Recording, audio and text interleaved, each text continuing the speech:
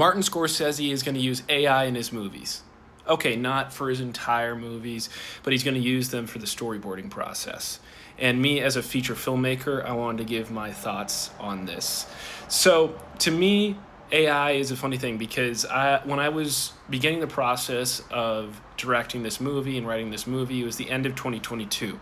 So, flashback then, ChatGPT, I think, came out not too long before that, but it wasn't really used as much and it didn't have the same capabilities that it does now. But as I was going about the process of making it, and for me, it's really important to go to cool locations. Like we went to Utah, we went to Lake Winnipesaukee, and that was a lot of fun to shoot. And it was so much about the togetherness of it and the collaborative effort and the beauty of the nature that we were surrounded by. But then all of a sudden, these images started coming out and these video generations started coming out that showed, hey, like we can make this image without you needing to go to those locations or even needing to use green screen. And so I think when that initially came out, it struck something within me, which was like, okay, this thing that I love to do, that I find such purpose in doing, like, is this just kind of being shortcutted? And, I do think there is a space for AI, but I think what also happened when I got to the other end of this thing, and now I think with Obsession and Backrooms, we're really seeing how much people value original filmmaking and also just the real process of filmmaking too, rather than something that's completely AI generated.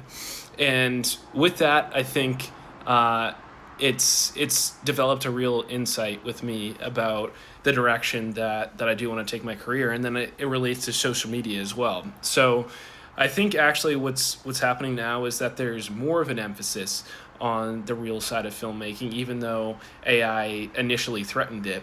I think people are seeing the heightened value of actually going to locations, actually shooting things, actually coming up with original stories.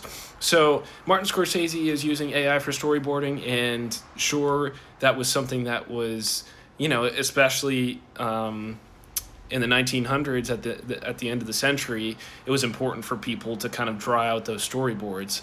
But he's using it as a tool, and I think inevitably that's what it needs to be used for, as a tool. And people have said that before, but I think it's the other element to it is that it's actually bringing about more of an emphasis on real filmmaking. So I hope that gives you guys a little bit of encouragement if you guys are filmmakers, and if you guys like to use AI, no shade, but also I'm just pointing out the amount